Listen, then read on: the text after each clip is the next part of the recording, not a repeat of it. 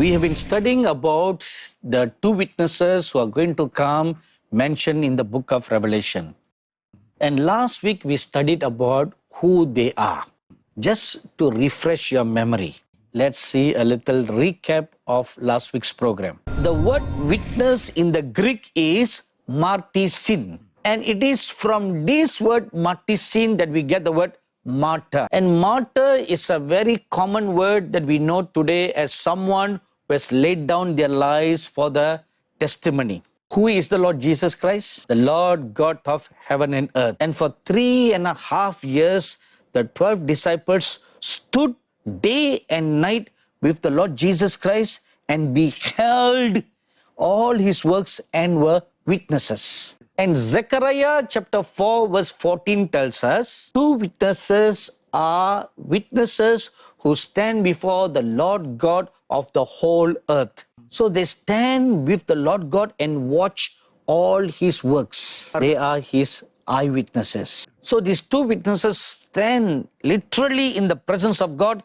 and they see his works and they hear his words. And the third thing is God calls these two witnesses my witnesses. I want you to look closely at that one word called my dearly beloved sons and daughters. Now let's continue on this very important study about the two witnesses who will appear in this world in these last days. Why it is very important to know about these two witnesses? They are coming signals to us the end of all things. Once they appear in the world scene, then we know for sure exactly that there are 7 more years before the coming of the Lord Jesus Christ. Now let us ask one important question.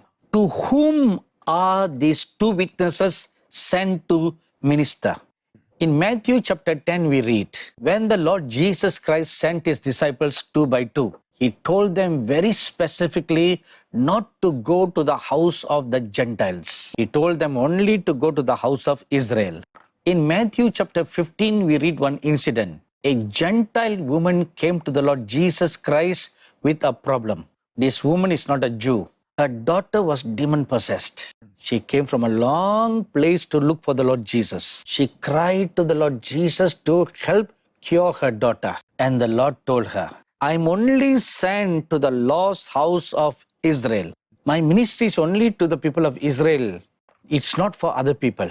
So here we see a clear definition or a clear demarcation of the area of ministry. In Acts chapter 9 we read, when Paul was called to the ministry, clearly told to the disciple Ananias that this Saul is a chosen vessel to bear witness for him among the Gentiles. So in these 3 instances, we see a clear line or specification of where their ministry should be. So now come to a very important question. To whom are these two witnesses sent to? The Bible tells us very clearly they are specifically sent to minister to the Jews in the nation of Israel. How do we know that? The Bible clearly gives us 2 clues. Firstly, Revelation chapter 11 verse 1 and 2. At the time when the two witnesses are going to begin their ministry, there is a physical temple in the nation of Israel. An angel of the Lord came and told John to measure the temple. There are so many Old Testament prophecies that say that in the last days, there will be a temple in Jerusalem. The second evidence that we have that the two witnesses do their ministries in Israel is found in Revelation chapter 11 verse 8. When they are killed in the very place where the Lord Jesus himself was crucified. We all know that the Lord Jesus was crucified in the nation of Israel and in the capital city, Jerusalem. So these two witnesses are specifically sent to minister to the Jewish people in the nation of Israel. Let us explore this a little deeper. Zechariah chapter 4 verse 14 and Revelation chapter 11 verse 4 tells us that these two witnesses are like 2 olive trees and two lampstands that stand. Now, please take note of the symbols that are used to represent these two witnesses: olive tree and a lampstand. Both of these are national symbols of Israel, and they are strongly connected to the Jewish people and the nation of Israel. What does the olive tree symbolizes? ஒலிவ மரம் எதற்கு அடையாளமாய் இருக்கிறது?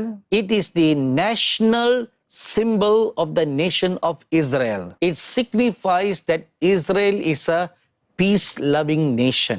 And the lampstand is an important symbol of the Jewish faith. From the tabernacle of Moses to the temple of Solomon, and then later in the temple of Herod, this lampstand is a very important furniture in it. So the olive tree and the lampstand are two very strong symbols related or connected to the nation of Israel. Now I want to show you one important point. And we are going to read a scripture found in Zechariah chapter 4 verse 14. Then said he, these are the two anointed ones that stand by the Lord of the whole earth. Now, if you look at the scripture very carefully, the two olive trees that are found together with the two lampstands, the two olive trees associated with the lampstand is called the two anointed ones. Now, there's something interesting here. In the Hebrew language, the two anointed ones means the sons of the oil. Now, the olive tree is a tree that produces olive oil. And the olive oil is a very important oil specified by the Lord God to be used for the lampstand. So, these two anointed men, two sons of the oil, these two witnesses are like two olive trees. Two olive tree prophets specifically sent to minister to the Jewish people of the nation of Israel in the last days. So the area of the sphere of their ministry will center around the nation of Israel. This brings this program to a close. We'll continue next week.